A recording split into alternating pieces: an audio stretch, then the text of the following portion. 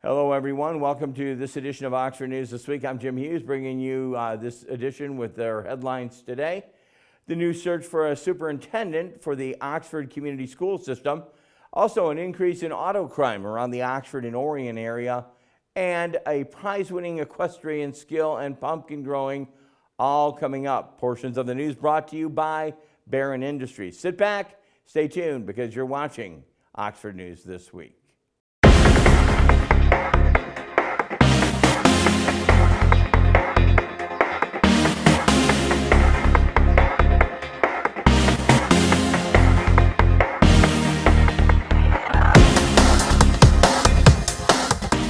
The Oxford Community School Board of Education voted unanimously to put out a request for a proposal for a superintendent search firm during its regular meeting on the October 10th meeting. The request comes in advance of a current interim superintendent, Dr. Vicki Markovich, leaving the school board at the end of the 2024 school year. During the October 10th meeting, Board President Heather Schaefer appointed trustees Colleen Schultz, Michael Whitney, and Amanda McDonough to the committee tasked with reviewing and submitting proposals for taking them to the board for a vote. Schultz was appointed as chairperson of the committee. She was also prior superintendent with searching experience through her time at the school board. The initial task of the committee, according to President Schaefer, is to include the basic requirements and scope for the work and proposals during the November 14th meeting. The committee will announce all search firms, look at all search firms and meet the perimeters for the work and the board, and then the finalists will be chosen during the November 28th meeting. The Oxford Village Council, demolishing and designing during the October 10th meeting at the Village Council, approved a redesign of the Village Hall parking lot and a quote for pre-demolition. The inspection of the building close nearby, the Village Council plans for the demolition of the 18 West Burdick Street building in close proximity to the Oxford Village Hall, which is close to 22 West Burdick. The pre-demolition inspection was approved for just over $2,000 and is necessary because of the likelihood of asbestos-containing materials, including, according to manager Joe Medor. The parking lot redesign project, as it was accepted from Rowe Professional Services, the company that nearly had $38,000 contracts. The contract includes full site design, phase 1 construction plans, a topographical survey, and more, according to Rowe engineers. The project can begin in less than a month after it's been approved, with hopes of issuing bids by January or even February of 2024. The Oxford Downtown Development Authority has finished one community space project and is already on to another one, completing the next one. The space behind the downtown restaurant, Red Naps, and business Nora's Bridal, has become a patio thoroughway for the work of the DDA staff, outside contractors, and a grant from the Consumers Energy Foundation, and a community vote on a new name. On Wednesday, the October 18th, the DDA announced that they were done planning on finishing the new courtyard space behind Victoria's Modern Marketplace and near the Creative Embroidery site in the next 6 weeks. This time, the space will be developed through a grant from T-Mobile. Although the initial announcement did not provide details of what the project will include, the DDA Facebook page states that the visitors should get ready for a space that they will never want to leave. The Lake Orion Police Department recently reported larceny from auto crimes are on the rise in the Oxford and Orion area. Some of these incidents have included vehicle theft. As a result of the rise in crime, Oxford and Orion Police Departments and the Oakland County Sheriff's Office have increased patrol presence in the impacted townships. The Lake Orion Police Department advises that residents remain vigilant, proactive by removing valuables when parking their vehicles, also parking in lit areas and also high traffic areas, locking their doors, raising windows of any and all vehicles. They also stated that home surveillance cameras are great leads against larceny for our automobiles. Anyone who has experienced with larceny from their automobiles in the past few weeks is actually encouraged to contact the Lake Orion Police Department at 248-858-4911. For more details, you can give them information about your theft. There's a new business in town. It's called CFE, a coffee house, and an actual Victorian-style house. Recently opened at the doors of 47 North Washington Street. CFE owners are Claudio and Neil Nicola, alongside Xeno and Lula Zols. Again, the group is familiar with serving the public as their families own and operate the Coney Island restaurants in other communities. CFE offers a traditional cafe experience with espresso and a blend of beans from Guatemala, Colombia, and Brazil, alongside the unique signature drinks infused with Sancho pepper, bringing out the citrus-like taste in a latte that it belongs in. Other menu items include macchiatos, tea, cold brew, matcha, and other cafe drinks. CFE is open from 7 a.m. to 9 p.m. Monday through Saturday and 7 a.m. to 3 p.m. on Sundays. To learn more about CFE Roasters, go to their Facebook page for more info. This weekend actually marks the final Saturday of the first ever season of the Davis Family Farmer Market at Seymour Lake Park. The Farmers Market opens 9 a.m. to 2 p.m. and hosts a rotating selection of vendors selling everything from produce to honey to pasteurized meats, fresh baked bread, pure Michigan maple syrup. Now the market is in its final stretch of this year. Oxford Township Parks and Rec announced the creation of the Davis Family Market on Facebook. Anyone interested in visiting can stay up to date on the latest happenings there. Hard to believe it's almost ready to close for a season. It's been a great season out there. It encourages residents to look and call other vendors for even next year. To visit their Facebook page before the end of the market season, you can go to Davis Family Farmers Market-Oxford. Once again, it's been a great season of vendors out there at the new market. It's hard to believe it's almost over, and we'll have to wait till next year. A 20-year-old male has gone missing, and police are seeking the public in locating him. The Oakland County Sheriff's Office shared information from Rochester to the department. Ethan White, a man who has gone missing after a car was found abandoned on Log Street and M19 in Memphis, Michigan. He was last seen on October 14th. He's described as a 6'2", 170-pound white male with hazel eyes, light brown hair. He was last seen wearing a light brown jacket, a light gray hoodie with a blue checkered flannel shirt underneath, tan pants, and a white leather sneakers. The Macomb County Sheriff's Office also shared an alert on the missing young man, stating White was last known to be on foot shortly after midnight on October 15th near the Log Road in Memphis Ridge in Richmond Township. Anyone with information on White's whereabouts are encouraged to contact Rochester Police Department at 248-651-9621. And in our Behind the Lens segment, which we all know and enjoy, now Behind the Lens, we're featuring on October 12th and 13th students from the 4 different Clear Lake Elementary kindergarten classes visited the Oxford Fire Station #1 on an educational field trip. The students took a tour of the station, played a fire safety game, listened to a story from OXFD's recruitment and retention manager, Kelly Kilgore, and even learned how to use a real-life fire hose. The students also experienced what a firefighter looks like in full face, mask, air tank, and gear. A lesson suited up by recruit Devin Dinkins. The trip served to educate kindergartners and help them understand that firefighters are here to help for them and their families in case needed. Once again, another Behind the Lens segment. We do enjoy that. Coming up in our last story, Growing for Gold. Dave Kenny will be up next with Auto Talk and Science in the News. We'll have a brief look at sports. You are watching Oxford News This Week right here on Oxford Community Television. If you like to spend time in the outdoors, then there's a good chance you could come across a young fawn. And normally, young fawns are found alone because their mothers place them there to be safe. A young fawn has very little scent, and the mother will only come in just a couple times a day in order to feed it and leaves quickly so that she doesn't leave behind her scent. So if you find a young fawn curled up in the grass, that's actually the safest place for it to be. Enjoy that moment, but don't touch it or move it. The mother will be back soon.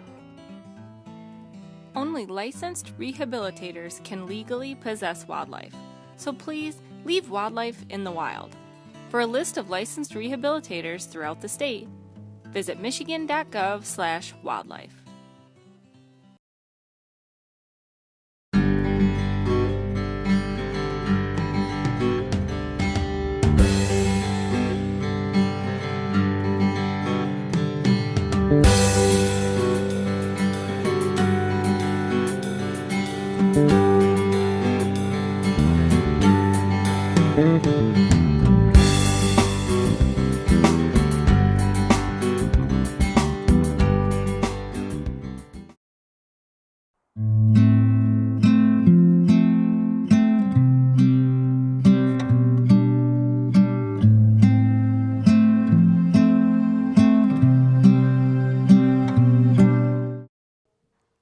Welcome to this edition of Auto Talk. I'm Dave Kenny, and these stories are taken from Automotive News. Ford Motor Company is recalling nearly 35,000 Mustang Mach-E electric crossovers in the U.S. because the high-voltage battery contactor might overheat, resulting in a loss of motive power. The recall covers 2021 to 2022 Mustang Mach-E's equipped with an extended range battery and comes after NHTSA in August launched an investigation into Ford's handling of the June 2022 recall of nearly 50,000 of the automaker's high-profile EVs. NHTSA opened the investigation, known as a recall query, after receiving 12 consumer complaints alleging a high-voltage battery main contactor failure in 2021 and 2022 Mustang Mach-E crossovers that were included in the June recall had been fixed before the incidents. In the prior recall, Ford deployed a software update to monitor contactor temperature and reduce battery power to prevent damage to the contactor, and other software update to monitor contactor resistance and reduce vehicle power to prevent further damage. After the recall, Ford also issued a technical service bulletin to replace the high-voltage battery junction box on the affected vehicles. In the latest recall submitted October 13th, Ford told NHTSA it was aware of 107 instances of the overheated high-voltage contactor that resulted in power loss after those vehicles were fixed, with 100 of those instances occurring on Mustang Mach-E GT or extended range variants. Ford said it was not aware of any accidents or injuries related to the issue. To fix the defect, dealers will replace the high-voltage battery junction box. Vehicles covered by the latest recall that were previously fixed under the June recall also will need to have the repair completed. In our next story, the 2024 Kia EV9 three-row crossover will offer just over 300 miles of battery charge and will be the automaker's first electric vehicle to leverage its next-generation battery technology meant to improve energy density. The crossover's light trim is rated to travel 304 miles on a single charge when equipped with a long-range 99.8 kilowatt-hour battery and a single-motor rear-wheel or rear-drive configuration. The light trim will be the EV9's only rear-drive model. It will also be the only EV9 to offer a smaller 76.1 kilowatt battery pack with a 230-mile range and the most affordable entry price of $56,395, including a $1,495 delivery fee.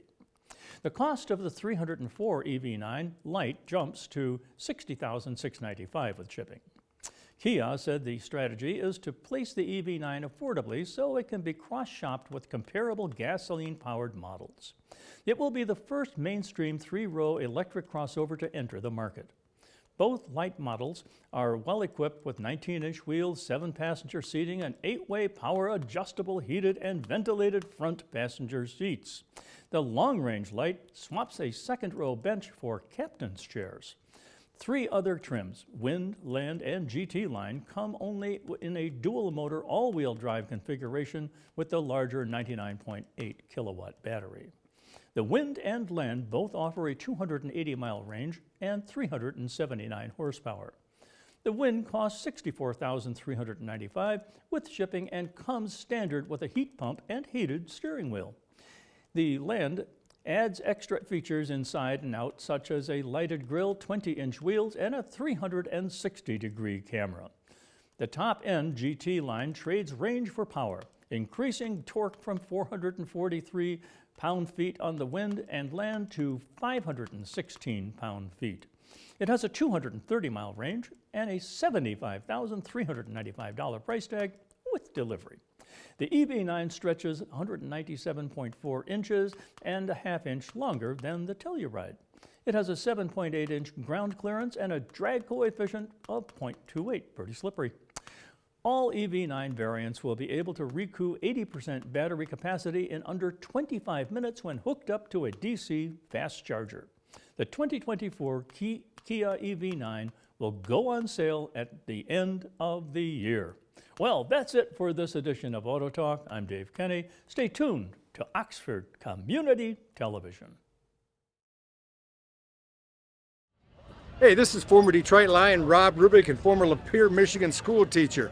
You're currently watching OCTV, Oxford Community Television. Enjoy it. Your Marine Corps' way of life is to defend the American way of life.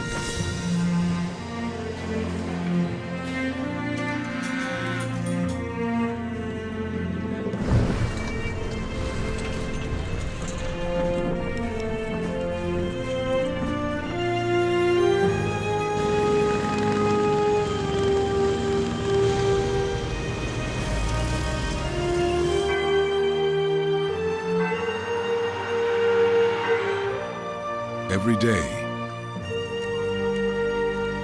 no matter where we serve,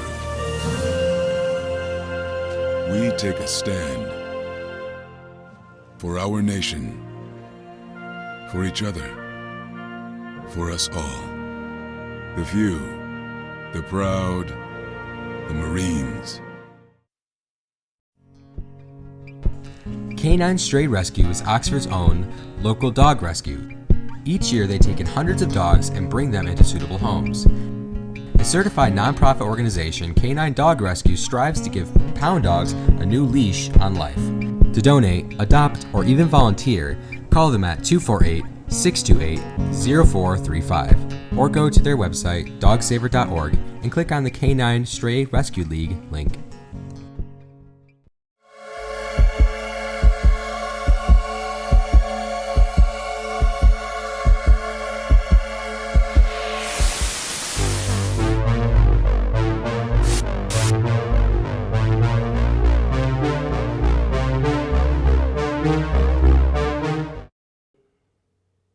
Welcome back. Portion of the sports brought to you by the Detroit Wing Company.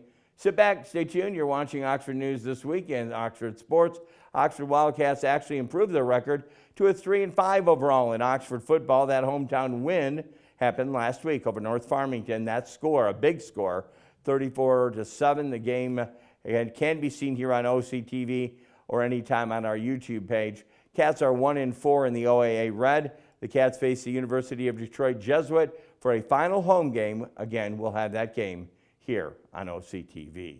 Giddy up for this week. Sports headlines from the Oxford High School equestrian team recently took home the MIHA Division B state championship title after a full 4 days of events ranging from jumping, showmanship, western and hunt seat, relays, and more. The 6-member team emerged victorious in several categories, taking home the state championship and the title. The individual events, which included congratulations to Delaney Clark, Ian Frank, Dee Dee Hernandez, Myra Kent, Grace Vanderberg, Michaela Winter, and all the coaching staff with their victories. Congratulations to the equestrian team. Also, the Oxford girls golf team is going to state finals for the first time in program history. The Wildcats will attend the Michigan High School Athletic Association's finals. That'll take place on the 11th of October. The girls traveled to the regional at Twin Lakes Golf Club and took home third place at that contest with a team score of 332. The golfers were able to advance to the state finals status. Senior Ellie Geiselman shot a 74 during the tournament trying for a top medal. Congratulations to Coach Gabler and the girls on their achievement. Portions of our sportscast brought to you by the Detroit Wing Company. Sit back, stay tuned. You're watching Oxford News This Week. Dave Kenny will have another segment, and I'll be back to close it all out with our last story right here on OCTV.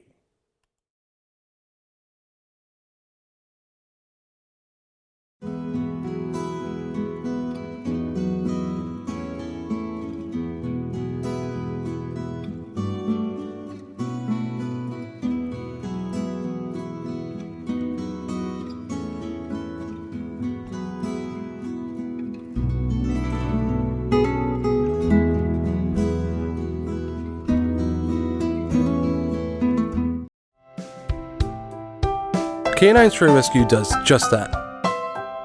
Rescue stray dogs for new families. But they need your help. Become a volunteer at Canine Stray Rescue League of Michigan. Take dogs for walks, help them socialize with others, and help them get adopted. Fill out an application and help a family add a new member today.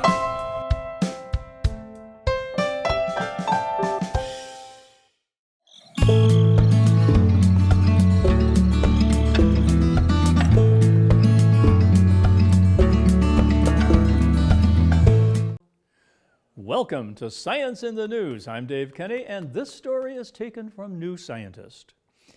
The virus behind the largest ever bird flu outbreak originated in Europe and Africa, suggesting that the epicenter of bird flu viruses has shifted away from Asia and into other continents.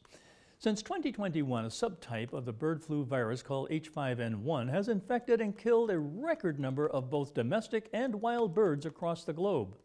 H5N1 was first detected in China in 1996 and largely stayed in Southeast Asia until 2005. That year, outbreaks occurred in birds across Africa and Middle East and Europe.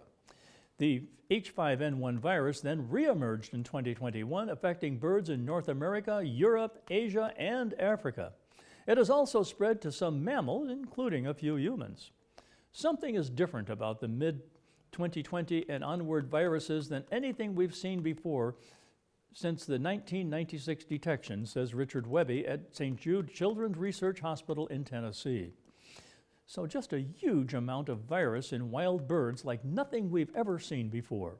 To understand the recent spread of H5N1, Webby and his colleagues analyzed bird flu outbreaks that occurred between 2005 and 2022. They collected data on the number and location of confirmed bird flu cases worldwide from the Food and Agriculture Organization of the United Nations and the World Organization for Animal Health. They also obtained genetic information on bird flu viruses using two public databases. After examining the genetic data, the team traced the H5N1 virus responsible for the 2021 and onward outbreaks to another subtype of the bird flu virus named H5N8, which originated in Northern Africa. This H5N8 virus began circulating in wild European birds in 2019, where it subsequently evolved into the current H5N1 virus. That virus then spread through the wild European birds for at least a year before causing widespread outbreaks in domestic and wild birds in many more countries in 2021. That signals a major change for this particular virus, says Webby. The epicenter of H5 evolution, which has been Southeast Asia, is actually now changing. This suggests that other countries should increase bird flu surveillance efforts, especially those in Africa, where surveillance infrastructure is lacking, he says. Surveillance is critical for understanding which bird flu viruses are circulating and how they are evolving and migrating, says Seema Lakdawala at Emory University in Georgia. This information can then guide vaccine development and efforts to curb bird flu transmission. By understanding what is out there, we can prepare ourselves, says Lakdawala. Bird flu cannot yet transmit between people. Humans contract it only by interacting with an infected animal. Increased surveillance is thus critical for warning people in affected areas about contact with birds and other animals that may be sick with bird flu, like seals, foxes, and bears. Each human infection gives the virus an opportunity to evolve mutations that could help it spread to people. If we can identify places of spillover and reduce spillover in humans, we can reduce the potential for a pandemic emergency, says Lakdawalla. Wow. Well, that's it for this edition of Science in the News. I'm Dave Kenny. There are those who dedicate themselves to a sense of honor, to a life of courage, and a commitment to something greater than themselves. They have always defended this nation and each other. They still do. The few, the proud, the Marines.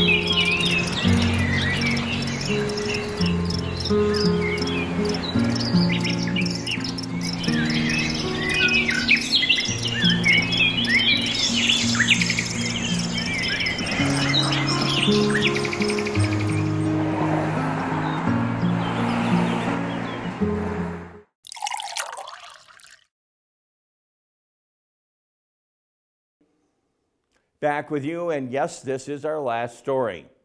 A Waterford resident has grown some Michigan's largest pumpkins of the season.